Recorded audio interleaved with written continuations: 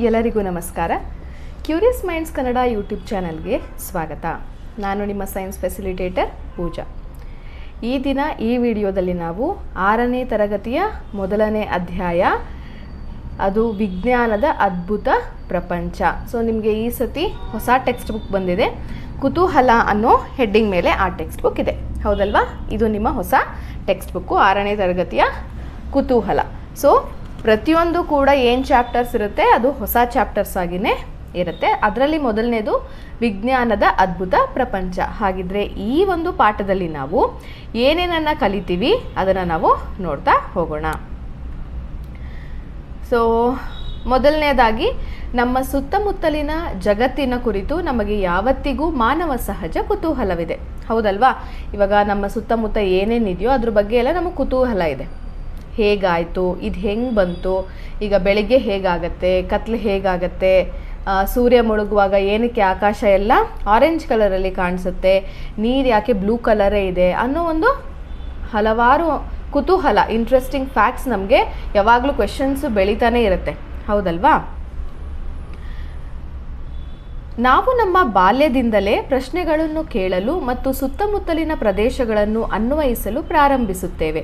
ಈಗ ಚಿಕ್ಕ ಮಕ್ಕಳನ್ನೇ ನೋಡಿ, ಅಮ್ಮ ಇದು ಯಾಕೆ ಹೀಗೆ, ಅಪ್ಪ ಇದು ಯಾಕೆ ಹೀಗೆ, ಯಾಕೆ ಹೀಗಾಗ್ತಿದೆ, ಮಳೆ ಯಾಕೆ ಬರ್ತಿದೆ, ಮಳೆ ಎಲ್ಲಿಂದ ಬರ್ತಿದೆ, ನೀರೇ ಯಾಕೆ ಬರ್ತಾ ಇದೆ, ಕಾಮನಬಿಲ್ಲು ಹೇಗೆ ಮೂಡುತ್ತೆ, ಅಲ್ಲಿ 7 ಬಣ್ಣನೇ ಹೇಗೆ ಬರುತ್ತೆ, ಹಲವಾರು ಕ್ವೆಶನ್ಸ್ಗಳನ್ನು ನಾವು ಚಿಕ್ಕೋರಿಂದ ಕೂಡ ದೊಡ್ಡೋರಾಗೋವರೆಗೂ ಕೇಳ್ತಾನೇ ಬರ್ತೀವಿ, ಹೌದಲ್ವಾ?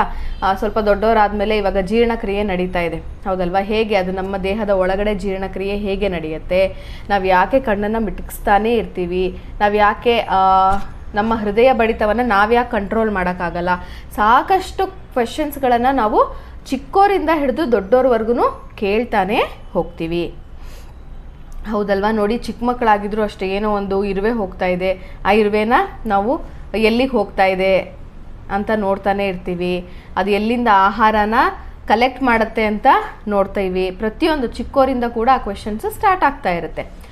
ನಾವೀಗ ಮಾಧ್ಯಮಿಕ ಹಂತವನ್ನು ಪ್ರವೇಶಿಸಿದ್ದು, ಅಂದರೆ ಚಿಕ್ಕೋರಿಂದ ಮಾಧ್ಯಮಿಕ ಹಂತ ಅಂದರೆ 6th ಸ್ಟ್ಯಾಂಡರ್ಡ್, ಹೌದಲ್ವಾ? ನಾವು ವಾಸಿಸುತ್ತಿರುವ ಈ ಸುಂದರ ಜಗತ್ತನ್ನು ಅನ್ವೇಷಿಸುತ್ತಾ ಅರ್ಥ ಮಾಡಿಕೊಳ್ಳಲು ಪ್ರಯತ್ನಿಸುತ್ತಾ ಈ ಆಕರ್ಷಕ ಪಯಣವನ್ನು ಮುಂದುವರೆಸೋಣ. ಸೊ ಈ ಕುತೂಹಲ ಅನ್ನೋ ಟೆಕ್ಸ್ಟ್ ಬುಕ್ ಏನು ಕೊಟ್ಟಿದ್ದಾರಲ್ವ, ಅದರಲ್ಲಿ ಏನೇನಿದೆ ಅಂದರೆ ಪ್ರತಿ ಪಾಠದಲ್ಲಿ ಏನೇನಿದೆ, ಅದರ ಏನು ಬಗ್ಗೆ ನಾವು ತಿಳಿತಾ ಹೋಗ್ತೀವಿ, ಹೇಗೆ ಪ್ರಯೋಗ ನಡೆಸ್ತೀವಿ, ಹೇಗೆ ಅನ್ವೇಷಿಸ್ತೀವಿ ಅನ್ನೋದನ್ನು ಕೊಟ್ಟಿರೋದು ಈ ನಿಮ್ಮ ಮೊದಲನೆಯ ಚಾಪ್ಟರ್ನಲ್ಲಿ. So first and foremost question ನಮಗೇನು ಕಾಡೋದು, ವಾಟ್ ಈಸ್ ಸೈನ್ಸ್? ವಿಜ್ಞಾನ ಎಂದರೇನು?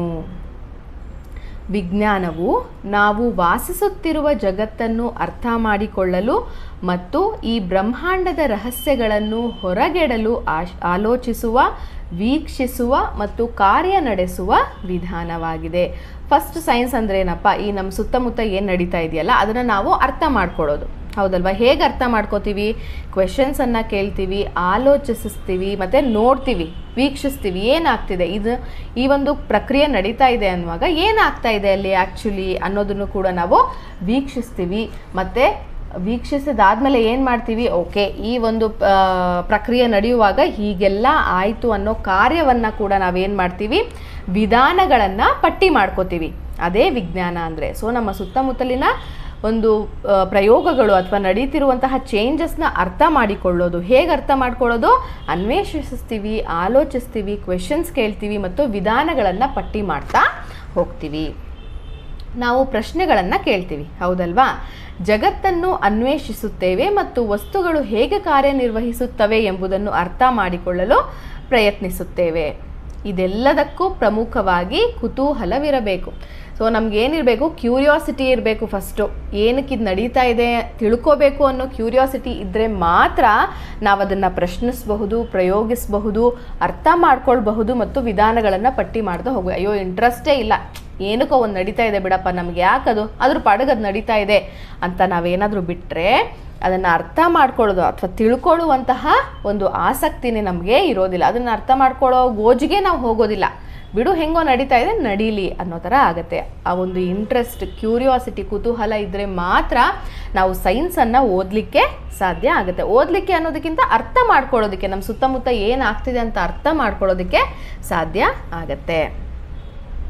ಸೊ ಪ್ರಮುಖವಾಗಿ ನಮಗೇನಿರಬೇಕು? ಕ್ಯೂರಿಯಾಸಿಟಿ, ಕುತೂಹಲ, ಪ್ರತಿಯೊಂದನ್ನು ಪ್ರಶ್ನೆ ಮಾಡುವಂತಹ ಒಂದು ಚಾಕಚಕ್ಯತೆ ನಮಗೆ ಇರಬೇಕು. ಇವಾಗ ಸೈನ್ಸ್ ಮ್ಯಾಮು ಕ್ವೆಶನ್ಸು ಆನ್ಸರ್ಸು ಬರೀ ಬರ್ಸೋದು ಓದಿಸೋದು ಅಷ್ಟೇ ಅಲ್ಲ, ಹೌದಲ್ವಾ? ನಾವೇನು ಮಾಡ್ತೀವಿ? ಪಾಠನ ಎಕ್ಸ್ಪ್ಲೇನ್ ಮಾಡ್ತೀವಿ, ಹೌದು ತಾನೆ? ಆವಾಗ ನಿಮ್ಗೆ ಏನಾದರೂ ಡೌಟ್ ಇದ್ದರೆ ಏನು ಮಾಡಬೇಕು? ಆ ಡೌಟನ್ನು ಪ್ರತಿಯೊಂದನ್ನು ನಿಮ್ಗೆ ಏನೇನು ಪ್ರಶ್ನೆಗಳು ನಿಮ್ಮ ತಲೆಗೆ ಬರುತ್ತಲ್ವ ಅದನ್ನು ನಿಮ್ಮ ಟೀಚರ್ಸ್ ಹತ್ರ ಕೇಳಿ ಪ್ರತಿಯೊಂದನ್ನು ಅರ್ಥ ಮಾಡಿಕೊಳ್ಳಲಿಕ್ಕೆ ಟ್ರೈ ಮಾಡಬೇಕು, ಸರಿನಾ? ಅದಷ್ಟೇ ಅಲ್ಲ, ಚಿಕ್ಕ ಚಿಕ್ಕ ಪ್ರಯೋಗಗಳನ್ನು ಕೂಡ ನಿಮಗೆ ಮುಂದೆ ನೋಡ್ತಾ ಹೋಗ್ತೀರಾ ನೀವು, ಪ್ರಯೋಗಗಳು ಏನಿದೆ ಅಂತ. ಅದನ್ನು ನೀವು ಸ್ಕೂಲಲ್ಲಿ ಅಷ್ಟೇ ಅಲ್ಲದೆ ಮನೆ ಹತ್ರ ಅದನ್ನು ಅಬ್ಸರ್ವ್ ಮಾಡಬೇಕು. ಯಾಕೆ ಹೀಗಾಗ್ತಿದೆ, ಇದು ಯಾಕೆ ಹೀಗಿದೆ? ನೆಕ್ಸ್ಟು ಜೀವಿಗಳಲ್ಲಿ ವೈವಿಧ್ಯತೆ, ಸೆಕೆಂಡ್ ಚಾಪ್ಟರ್, ಅದರಲ್ಲಿ ಏನಿದೆ? ಬರೀ ಪ್ರಾಣಿ ಮತ್ತು ಸಸ್ಯಗಳ ಬಗ್ಗೆ ಇದೆ. ಸಸ್ಯಗಳು ನಿಮ್ಮ ಸುತ್ತಮುತ್ತ ಇರುತ್ತೆ ಅಲ್ವಾ? ಸೊ ಏನೇನಿದೆ ಪಾಠನ ಕೇಳಿದ್ದನ್ನು ನೀವು ಅನ್ವಯಿಸಬೇಕು. ಆಗ ಮಾತ್ರ ನೀವು ಕಲಿಯೋಕ್ಕೆ ಸಾಧ್ಯ ಆಗತ್ತೆ.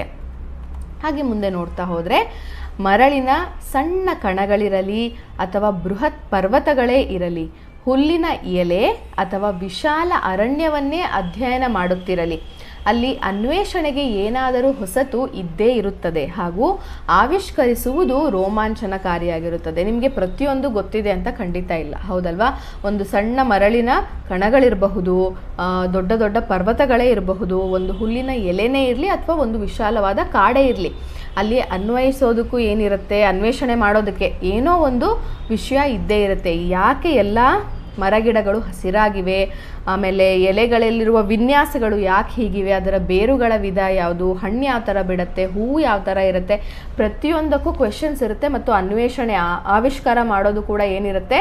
ನಮಗೆ ರೋಮಾಂಚನಕಾರಿಯಾಗಿ ಇರುತ್ತೆ. ನೀವು ಎಂದಾದರೂ ರಾತ್ರಿ ಆಕಾಶವನ್ನು ನೋಡಿದ್ದೀರಾ ಮತ್ತು ನಕ್ಷತ್ರಗಳು ಏಕೆ ಹೊಳೆಯುತ್ತವೆ ಎಂದು ಆಲೋಚಿಸಿದ್ದೀರಾ? ಇದು ನೀವು ಚಿಕ್ಕ ಮಕ್ಕಳಿಂದಾನೂ ನೋಡ್ತಾ ಬರ್ತೀರಾ, ಹೌದಲ್ವಾ? ಆಕಾಶ ಎಲ್ಲೂ ನೋಡೇ ಇರ್ತೀರಾ, ಅದರಲ್ಲಿರೋ ನಕ್ಷತ್ರಗಳನ್ನು ನೋಡಿರ್ತೀರ. ಆ ನಕ್ಷತ್ರ ಯಾಕೆ ಹೊಳೆಯುತ್ತೆ ಅನ್ನೋ ಕ್ವೆಶನ್ ನಿಮಗೆ ಯಾವತ್ತಾದರೂ ಬಂದಿದೆಯಾ? ಆ ಕ್ವೆಶನ್ಸ್ ಬರ್ತಾ ಇದೆ ಅಂದರೆ ಏನರ್ಥ? ಬರೀ ಕ್ವೆಶನ್ಸನ್ನು ಯೋಚನೆ ಮಾಡೋದಲ್ಲ, ಅದಕ್ಕೆ ಏನು ಪ್ರಾಬಬಲ್ ಆನ್ಸರ್ಸ್ ಇರಬಹುದು ಅಂತ ಕೂಡ ನೀವು ತಿಳಿಯೋದಕ್ಕೆ ಪ್ರಯತ್ನ ಪಡಬೇಕು. ಎಂದಾದರೂ ಹೂವು ಅರಳೋದನ್ನು ನೋಡಿದ್ದೀರಾ? ಯಾವಾಗಲೂ ರಾತ್ರಿ ಹೊತ್ತು ಏನಾಗುತ್ತೆ? ಮೊಗ್ಗು ಹೂವಾಗಿ ಅರಳುತ್ತೆ. ಅದನ್ನು ಯಾವತ್ತಾದರೂ ನೀವು ನೋಡಿದ್ದೀರಾ? ಅದಕ್ಕೆ ಯಾವಾಗ ಅರಳಬೇಕು ಎಂದು ಹೇಗೆ ತಿಳಿಯುತ್ತದೆ ಎಂದು ನೀವು ಯೋಚಿಸಿದ್ದೀರಾ? ಹೌದಲ್ವಾ? ಇವಾಗ ನಿಮಗೆ 9:20ಕ್ಕೆ ಪ್ರೇಯರ್, ಎಕ್ಸಾಂಪಲ್ ಹೇಳ್ತಾ ಇದ್ದೀನಿ, ಸ್ಕೂಲ್ಗಳಲ್ಲಿ 9:20ಕ್ಕೆ ಪ್ರೇಯರ್ ಅಥವಾ 9 ಗಂಟೆಗೆ ಪ್ರೇಯರ್ ಅಂತ ನಿಮ್ಮ ಟೀಚರ್ಸ್ ಹೇಳಿರ್ತಾರೆ. ಅದಕ್ಕೆ ನೀವು ಬೆಳಗ್ಗೆ ಬೇಗ ಎದ್ದು ರೆಡಿಯಾಗಿ 9 ಗಂಟೆ ಅಷ್ಟೊತ್ತಿಗೆ ಸ್ಕೂಲಿಗೆ ಹೋಗ್ತೀರಾ, ಹೌದಲ್ವಾ? ಆದರೆ ಹೂವಕ್ಕೆ, ಆ ಮೊಗ್ಗಿಗೆ ನೀನು ಇಷ್ಟು ಗಂಟೆಗೆ ಅರಳಬೇಕು, ಇವಾಗಲೇ ಅರಳಬೇಕು, ಇವತ್ತೇ ಅರಳಬೇಕು ಅಂತ ಯಾರಾದರೂ ಹೇಳಿರ್ತಾರಾ? ಇಲ್ಲ ಅಲ್ವಾ? ಸೊ ಅದನ್ನೆಲ್ಲ ನೀವು ಯೋಚನೆ ಮಾಡಬೇಕು. ಇವೆಲ್ಲವೂ ವಿಜ್ಞಾನದ ಮೂಲಕ ಬೆಳಕಿಗೆ ಬಂದ ಅನೇಕ ರಹಸ್ಯಗಳಲ್ಲಿ ಕೆಲವು ಉದಾಹರಣೆ. ಇವಾಗ ಏನೇನು ಕೇಳಿದ್ವಲ್ವ ನಾವು? ನಕ್ಷತ್ರ ಯಾಕೆ ಹೊಳೆಯುತ್ತೆ, ಹೂವು ಅರಳುತ್ತೆ, ರಾತ್ರಿ ಹೊತ್ತು ಅರಳುತ್ತೆ, ನೀವು ನೋಡಿದ್ದೀರಾ ಅದನ್ನು? ಮತ್ತು ಅದು ಇವಾಗಲೇ ಅರಳಬೇಕು ಅಂತ ಯಾರು ಹೇಳಿದ್ದಾರೆ? ಇದೆಲ್ಲ ಕೆಲವೊಂದು ಉದಾಹರಣೆಗಳಷ್ಟೇ. ಸೊ ಇದೆಲ್ಲ ವೈಜ್ಞಾನಿಕವಾಗಿ ಯೋಚನೆ ಮಾಡಿದಾಗ ನಮಗೆ ಸಿಕ್ಕಂತಹ ಕೆಲವು ಉದಾಹರಣೆಗಳು. ವಿಜ್ಞಾನದ ಅತ್ಯಂತ ರೋಚಕವೆನಿಸುವ ವಿಚಾರವೆಂದರೆ ಅದು ಸರ್ವವ್ಯಾಪಿ. ಅಂದರೆ ಅದೇನೋ ಸಂಪೂರ್ಣವಾಗಿ ನಮಗೆ ಪ್ರಪಂಚದಾದ್ಯಂತ ಇರುವಂತಹ ಒಂದೇ ಒಂದು ಸತ್ಯ. ಸೊ ಇವಾಗ ಬೆಂಗಳೂರಲ್ಲಿ ಯಾಕೆ ಹೂವು ಅರಳತ್ತೆ ಅನ್ನೋ ಕಾರಣ ಬೇರೆ ಆಗಿರಲ್ಲ, ಅಥವಾ ಈ ಬೇರೆ ಕಡೆ ಕೆನಡಾದಲ್ಲೋ ಚಿಕಾಗೋನಲ್ಲೋ ಎಲ್ಲೋ ಒಂದು ಕಡೆ ಹೂವು ಯಾಕೆ ಅರಳುತ್ತೆ ಅನ್ನುವಂತಹ ಪ್ರಶ್ನೆಗೆ ಉತ್ತರ ಬೇರೆ ಆಗಿರೋದಿಲ್ಲ. ಅದು ಸರ್ವವ್ಯಾಪಿ, ಎಲ್ಲ ಕಡೆನೂ ಆನ್ಸರ್ ಏನಾಗಿರುತ್ತೆ? ಒಂದೇ ಆಗಿರುತ್ತೆ. ಸಾಗರದಾಳದಿಂದ ವಿಶಾಲ ಬಾಹ್ಯಾಕಾಶದವರೆಗೂ, ಅಡುಗೆ ಮನೆಯಲ್ಲಿ ತಯಾರಾಗುವ ಅಡುಗೆಯಿಂದ ಆಟದ ಮೈದಾನದಲ್ಲಿ ಏನು ನಡೆಯುತ್ತಿದೆ ಎಂಬುದರವರೆಗೂ ಆಗಾಗ ಹಲವು ಅಭೂತಪೂರ್ವ ಆವಿಷ್ಕಾರಗಳು ಅಥವಾ ಅನಿರೀಕ್ಷಿತ ತಾಣಗಳಿಂದಲೇ ಬಂದಿದೆ, ಹೌದಲ್ವಾ? ಇದೆಲ್ಲದಕ್ಕೂ ಕೂಡ ಒಂದು ಆವಿಷ್ಕಾರ ನಡೆಯುತ್ತೆ. ಅದು ಒಂದು ಸೈಂಟಿಫಿಕ್ ಲ್ಯಾಬಲ್ಲೇ ಇದೆಲ್ಲದಕ್ಕೂ ಆನ್ಸರ್ ಸಿಕ್ಕಿದೆ ಅನ್ನೋದು ಖಂಡಿತ ಸುಳ್ಳು, ಹೌದಲ್ವಾ? ಬೇರೆ ಬೇರೆ ತಾಣಗಳಿಂದಲೂ ಕೂಡ ಏನಾಗಿದೆ, ರೋಮಾಂಚನಕಾರಿಯಾದ ಆವಿಷ್ಕಾರಗಳು ನಡೆದು ಆನ್ಸರ್ಸು ಸಿಕ್ಕಿದೆ. ಹಾಗೆ ಮುಂದೆ ಪಾಠವನ್ನು ನೋಡ್ತಾ ಹೋದರೆ, ಈ ಪಠ್ಯಪುಸ್ತಕದ ಸಹಾಯದೊಂದಿಗೆ ನಾವೇನನ್ನು ಅನ್ವೇಷಿಸಲಿದ್ದಾವೆ. ಹಾಗಿದ್ರೆ ನಿಮಗೆ ಕುತೂಹಲ ಅನ್ನೋ ಒಂದು ಹೊಸ ಟೆಕ್ಸ್ಟ್ ಬುಕ್ ಕೊಟ್ಟಿದ್ದಾರಲ್ಲ, ಆ ಪಠ್ಯಪುಸ್ತಕದ ಸಹಾಯದಿಂದ ನೀವೇನೇನು ಕಲಿತೀರಾ ಅನ್ನೋದನ್ನು ನಾವೀಗ ಸ್ವಲ್ಪ ನೋಡೋಣ. ಈ ಪುಸ್ತಕವನ್ನು ಅಧ್ಯಯನ ಮಾಡುತ್ತಾ ಹೋದಂತೆ ಅನೇಕ ಆಸಕ್ತಿದಾಯಕ ವಿಚಾರಗಳು ನಮ್ಮೆದುರಾಗುತ್ತವೆ. So very much interesting topics ಏನಿದೆ ಅಲ್ವಾ, ಅದನ್ನು ನಾವು ಮುಂದಿನ ಪಾಠಗಳಲ್ಲಿ ನೋಡ್ತಾ ಹೋಗ್ತೀವಿ. ಪ್ರಯೋಗಗಳ ಮೂಲಕ ದಿನನಿತ್ಯ ನಡೆಯುವ ಘಟಕಗಳನ್ನು ನಾವು ಕಂಡುಕೊಳ್ಳುತ್ತೇವೆ. ಸೊ ಸಣ್ಣ ಸಣ್ಣ ಚಿಕ್ಕ ಪ್ರಯೋಗಗಳನ್ನು ಈ ಪಠ್ಯಪುಸ್ತಕದಲ್ಲಿ ಕೊಟ್ಟಿದ್ದಾರೆ. ಸೊ ಅದನ್ನು ಮಾಡ್ತಾ ನಾವೇನನ್ನು ಕಲಿತೀವಿ, ದಿನನಿತ್ಯ ನಡೆಯುವಂತಹ ಒಂದು ಘಟನೆಗಳನ್ನು ನಾವು ನೋಡ್ತಾ ಹೋಗ್ತೀವಿ.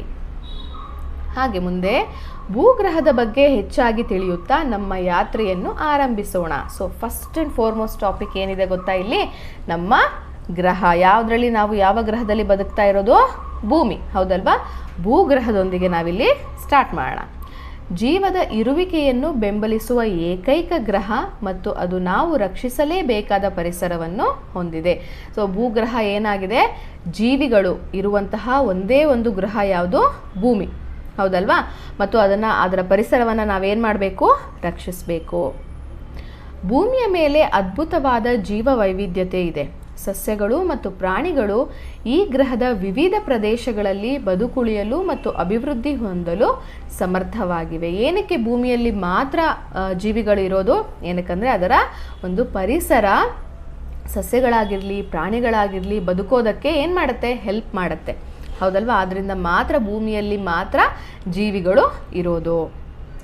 ಬೀಜವು ಸಸ್ಯವಾಗಿ ಬೆಳೆಯುವುದನ್ನು ಮತ್ತು ಕಂಬಳಿ ಹುಳು ಸುಂದರವಾದ ಚಿಟ್ಟೆಯಾಗಿ ರೂಪಾಂತರಗೊಳ್ಳುವಂತಹ ಅನೇಕ ಘಟನೆಗಳನ್ನು ನಾವು ಗಮನಿಸಿರ್ತೀವಿ, ಹೌದಲ್ವಾ? ಒಂದು ಚಿಕ್ಕ ಬೀಜವನ್ನು ತಗೊಂಡು ನೀವು ಭೂಮಿಯಲ್ಲಿ ನೆಟ್ಟಿದ್ದೆ ಆದರೆ, ಇಲ್ಲಿ ನೋಡಿ ನೀವು ಬಲಗಡೆ ಚಿತ್ರದಲ್ಲಿ ನೋಡ್ತಾ ಇದ್ದೀರಾ, ಹೌದಲ್ವಾ? ಅಲ್ಲಿ ಚಿಕ್ಕ ಒಂದು ಬೀಜವನ್ನು ನೆಟ್ಟಾಗ ದಿನ ದಿನ ಏನಾಗ್ತಾ ಇದೆ? ಅದು ಸಸ್ಯವಾಗಿ ಬೆಳೆಯುತ್ತೆ. ಆಮೇಲೆ ಒಂದು ಪುಟಾಣಿ ಯಾವುದೋ ಒಂದು ಮರಿ, ಬೆಕ್ಕಿನ ಮರಿ ತಗೊಳ್ಳೋಣ, ಆಯಿತಾ? ಅದು ಪುಟ್ಟದಾಗಿರುತ್ತೆ. ಅಥವಾ ಮನುಷ್ಯರ ಒಂದು ಮಗುವನ್ನೇ ತಗೊಂಡ್ರೆ ಎಷ್ಟು ಪುಟಾಣಿಯಾಗಿರುತ್ತೆ ಅದು ಮಗು. ಬೆಳೀತಾ ಬೆಳೀತಾ ಏನಾಗುತ್ತೆ? ಬೆಳವಣಿಗೆ ಹೊಂದಿ ದೊಡ್ಡ ಮನುಷ್ಯರಾಗಿ ಬೆಳೆಯುತ್ತೆ, ಹೌದಲ್ವಾ? ಸೊ ಏನಾಗುತ್ತೆ? ಪ್ರಾಣಿಗಳಾಗಿರಲಿ ಸಸ್ಯಗಳಾಗಿ ಚಿಕ್ಕದಿರುವಂಥದ್ದು ಏನಾಗ್ತಾ ಹೋಗುತ್ತೆ? ದೊಡ್ಡದಾಗಿ ಬೆಳೆಯುತ್ತೆ. ಹಾಗೆ ಕಂಬಳಿ ಹುಳು ನೋಡಿರ್ತೀರ ನೀವು, ಅದು ಎಷ್ಟು ಸುಂದರವಾದ ಚಿಟ್ಟೆಯಾಗಿ ಪರಿವರ್ತನೆ ಹೊಂದುತ್ತೆ, ಹೌದಲ್ವಾ? ಈ ಸಸ್ಯಗಳು ಮತ್ತು ಪ್ರಾಣಿಗಳು ಹೇಗೆ ಬೆಳೆಯುತ್ತವೆ? ಯಾವತ್ತಾದರೂ ನೀವು ಕ್ವೆಶ್ಚನ್ ಕೇಳ್ಕೊಂಡಿದ್ದೀರಾ? ಎಲ್ಲನೂ ಚಿಕ್ಕದಿರೋದು ದೊಡ್ಡದಾಗುತ್ತೆ ಜೀವಿಗಳು. ಹಾಗಿದ್ರೆ ಅದು ಹೇಗಾಗುತ್ತೆ ಅನ್ನೋದು ಕೂಡ ನೀವು ವಿಜ್ಞಾನದಲ್ಲಿ ಕಲಿಯುವಂತಹ ಒಂದು ಪ್ರಮುಖ ಘಟ್ಟ ಆಗಿದೆ. ದೇಹದ ಬೆಳವಣಿಗೆಗೆ ನಮ್ಮ ಆಹಾರದ ಅವಶ್ಯಕತೆ ಇದೆ, ಹೌದಲ್ವಾ? ಆಹಾರ ಸೇವಿಸಿಲ್ಲ ಅಂತ ಅಂದರೆ ನಾವು ಬೆಳೆಯೋದಕ್ಕೆ ಸಾಧ್ಯನೇ ಇಲ್ಲ. ಅದು ಸಸ್ಯಗಳೇ ಆಗಿರಲಿ ಪ್ರಾಣಿಗಳೇ ಆಗಿರಲಿ, ಬೆಳಿಬೇಕು ಅಂದರೆ ಆಹಾರ ಪ್ರಮುಖವಾಗಿ ನಮಗೆ ಬೇಕೇ ಬೇಕು. ದೇಶಾದ್ಯಂತ ನಾವು ಅನೇಕ ಬಗೆಯ ಸ್ವಾದಿಷ್ಟಕರ ಪಕ್ವಗಳನ್ನು ತಯಾರಿಸುವ ವಿಭಿನ್ನ ಪಾಕ ಪದ್ಧತಿಯನ್ನು ಹೊಂದಿದ್ದೇವೆ, ಹೌದಲ್ವಾ? ಎಲ್ಲ ಕಡೆ ಅಂದರೆ ನಮ್ಮ ಪ್ರಪಂಚದಾದ್ಯಂತ ಎಷ್ಟು ದೇಶಗಳಿದೆಯೋ ಎಲ್ಲ ಕಡೆ ಎಲ್ಲ ಪ್ರದೇಶದಲ್ಲೂ ಒಂದೇ ತರಹದ ಅಡುಗೆ ಮಾಡ್ತಾರಾ? ಖಂಡಿತ ಇಲ್ಲ, ಹೌದಲ್ವಾ? ಆ ಪ್ರದೇಶಕ್ಕೆ ತಕ್ಕಂತೆ ಅವರ ಬೆಳವಣಿಗೆಗೆ ಹಾಗೂ ಆ ಪರಿಸರದಲ್ಲಿ ಏನು ಬೆಳಿತೀವೋ ಅದನ್ನು ಉಪಯೋಗಿಸ್ಕೊಂಡು ನಾವೇನು ಮಾಡ್ತೀವಿ? ಅಡುಗೆಗಳನ್ನು ಮಾಡ್ತಾ ಹೋಗ್ತೀವಿ. ಈ ಆಹಾರ ಯಾವುದರಿಂದ ಮಾಡಲ್ಪಟ್ಟಿದೆ? ಇವಾಗ ನೋಡಿ, ಸಸ್ಯಗಳು ಪ್ರಾಣಿಗಳು ಬೆಳಿತಾವೆ ಅಂತ ಗೊತ್ತಾಯಿತು. ಅವು ಬೆಳೆಯೋದಕ್ಕೆ ಏನು ಬೇಕು? ಆಹಾರ ಬೇಕು ಅಂತ ಗೊತ್ತಾಯಿತು. ಹಾಗಿದ್ರೆ ಆ ಆಹಾರ ನಮಗೆ ಎಲ್ಲಿಂದ ಸಿಗುತ್ತೆ?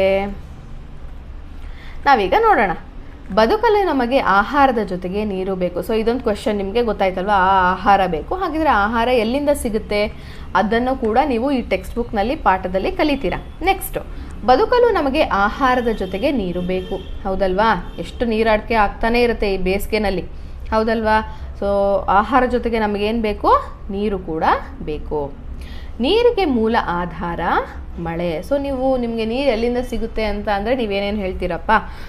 ನಮ್ಮ ಮನೆಯಲ್ಲಿರೋ ಟ್ಯಾಂಕಿಂದ ಸಿಗ್ಬೋದು, ಆಮೇಲೆ ನಲ್ಲಿಯಲ್ಲಿ ಬರುತ್ತೆ. ಹಾಗಿದ್ರೆ ಅಲ್ಲಿಗೆ ಎಲ್ಲಿಂದ ಬರುತ್ತೆ? ನದಿಗಳಿಂದ ಬರುತ್ತೆ. ನದಿಗೆ ನೀರು ಎಲ್ಲಿ ಸಿಗುತ್ತೆ? ಆಬ್ವಿಯಸ್ಲಿ ಎಲ್ಲದಕ್ಕೂ ನೀರಿನ ಮೂಲ ಅಂತ ಅಂದರೆ ನಾವು ಹೇಳೋದು ಮಳೆ. ಏಕೆ ಮತ್ತು ಹೇಗೆ ಮಳೆ ಸುರಿಯುತ್ತದೆ ಎಂದು ನೀವು ಎಂದಾದರೂ ಅಚ್ಚರಿಗೊಂಡಿದ್ದೀರಾ? ಸರಿ, ಇವಾಗ ನಮಗೆ ನೀರು ಬೇಕು ಅಂದರೆ ಮಳೆ ಬರಬೇಕು. ಹಾಗಿದ್ರೆ ಆ ಮಳೆ ನಮಗೆ ಎಲ್ಲಿಂದ ಬರುತ್ತೆ, ಹೇಗೆ ಭೂಮಿಗೆ ಬರುತ್ತೆ ಅಂತ ನೀವು ಯಾವತ್ತಾದರೂ ಯೋಚನೆ ಮಾಡಿದ್ದೀರಾ? ನೀರನ್ನು ತಂಪು ಮಾಡಿದಾಗ ಅದು ಹೆಪ್ಪುಗಟ್ಟಿ ಮಂಜುಗಡ್ಡೆಯಾಗುತ್ತೆ. ಇದು ನಿಮಗೆ ಗೊತ್ತು. ನೀರನ್ನು ನೀವು ಫ್ರೀಝರಲ್ಲಿ ಇಟ್ಟಾಗ ಏನಾಗುತ್ತಪ್ಪ, ಅದು ಮಂಜುಗಡ್ಡೆಯಾಗಿ ಬದಲಾಗುತ್ತೆ. ಮತ್ತು ಅದನ್ನು ಕಾಯಿಸಿದಾಗ ಏನಾಗುತ್ತೆ, ವಾಪಸ್ಸು ಅದು ನೀರಾಗಿ ಬದಲಾಗತ್ತೆ. ಮತ್ತು ಆ ನೀರನ್ನು ಜಾಸ್ತಿ ಕುದಿಸಿದಾಗ ಏನು ಮಾಡುತ್ತೆ, ಅದು ಆವಿಯಾಗಿ ಹೋಗುತ್ತೆ. ಅದನ್ನು ನೀವೆಲ್ಲರೂ ಗಮನಿಸಿದಾರ ಅಂತ ಅಂದ್ಕೊಳ್ತೀನಿ. ಸೊ ಅದನ್ನು ನಾವೇನಂತ ಕರಿತೀವಿ, ದ್ರವ್ಯದ ಸ್ಥಿತಿ ಬದಲಾವಣೆ. ಏನಾಯಿತು, ಅಲ್ಲಿ ನೀರನ್ನು ಫ್ರಿಜ್ಜಲ್ಲಿ ಇಟ್ಟಾಗ ಮಂಜುಗಡ್ಡೆ ಆಯಿತು, ಅದನ್ನು ವಾಪಸ್ಸು ನಾವು ಕಾಯಿಸಿದಾಗ ಮತ್ತೆ ನೀರಾಯಿತು, ಆ ನೀರನ್ನು ಕುದಿಸಿದಾಗ ಏನಾಯಿತು, ಆವಿ ಆಯಿತು. ಸೊ ಇಲ್ಲೇನಾಗ್ತಾ ಇದೆ, ಸ್ಥಿತಿಯಲ್ಲಿ ಬದಲಾವಣೆ ಆಗ್ತಾ ಇದೆ. ಬೇಸಿಗೆಯಲ್ಲಿ ತಂಪು ನೀರು ಕುಡಿಯುವುದು ಅಥವಾ ಚಳಿಗಾಲದಲ್ಲಿ ಬೆಚ್ಚಗಿನ ನೀರಿನ ಸ್ನಾನ ಮಾಡುವುದು ನಿಮಗೆ ಮುದ ನೀಡುತ್ತದೆ, ಹೌದಲ್ವಾ? ಈಗ ಫುಲ್ಲು ಬಿಸಿಲಿರುತ್ತಪ್ಪ, ಮನೆಗೆ ಎಲ್ಲೋ ಆಚೆ ಹೋಗಿರ್ತೀರ, ಮನೆಗೆ ಹೋಗಿದ ತಕ್ಷಣ ಏನು ಮಾಡಬೇಕು ಅನಿಸುತ್ತೆ ನಿಮಗೆ, ತಣ್ಣಗಿರೋ ನೀರು ಕುಡಿಬೇಕು ಅಂತ ಅನಿಸುತ್ತೆ, ಹೌದಲ್ವಾ? ಚಳಿ ಇರುತ್ತೆ, ಚಳಿ ಇದ್ದಾಗ ಏನಾಗುತ್ತೆ, ಸ್ವಲ್ಪ ಬೆಚ್ಚಗಿರೋ ಅಥವಾ ಬಿಸಿಯಾಗಿರುವಂತಹ ನೀರಲ್ಲಿ ಸ್ನಾನ ಮಾಡಿದ್ರೆ ಅಬ್ಬಾ ಎಷ್ಟೋ ಸಮಾಧಾನ ಆಯಿತು ಅಂತ ಕೂಡ ಅನಿಸುತ್ತೆ. ಅಂದರೆ ಉಷ್ಣ, ತಂಪಾಗಿರುವುದು ಅಥವಾ ಬೆಚ್ಚಗೆ ಅಥವಾ ಬಿಸಿಯಾಗಿರುವುದು ಉಷ್ಣವನ್ನು ಇಲ್ಲಿ ಸೂಚಿಸುತ್ತೆ. ಸೊ ಉಷ್ಣದ ಬಗ್ಗೆ ಕೂಡ ನೀವು ಪಾಠದಲ್ಲಿ ಮುಂದೆ ತಿಳಿತಾ ಹೋಗ್ತೀರಾ.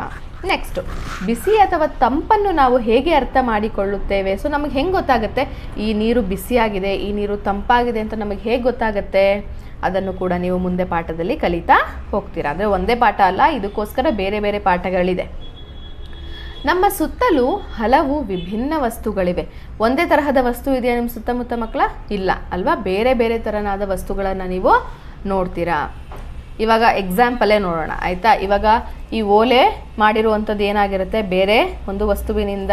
ಬಟ್ಟೆ ತಯಾರಾಗೋದು ಕೂಡ ಬೇರೆ ವಸ್ತುವಿನಿಂದ. ಈಗ ವಾಟರ್ ಬಾಟಲ್ನ ತೊಗೊಂಡ್ರೆ ಈ ವಾಟರ್ ಬಾಟಲ್ ಕೂಡ ತಯಾರಾಗೋದು ಬೇರೆ ವಸ್ತುವಿನಿಂದ, ಹೌದಲ್ವಾ? ವಸ್ತುಗಳು ಯಾವುದರಲ್ಲಿ ಮಾಡಲ್ಪಟ್ಟಿವೆ ಅದು ಬೇರೆ ಬೇರೆ ಆಗಿರುತ್ತೆ.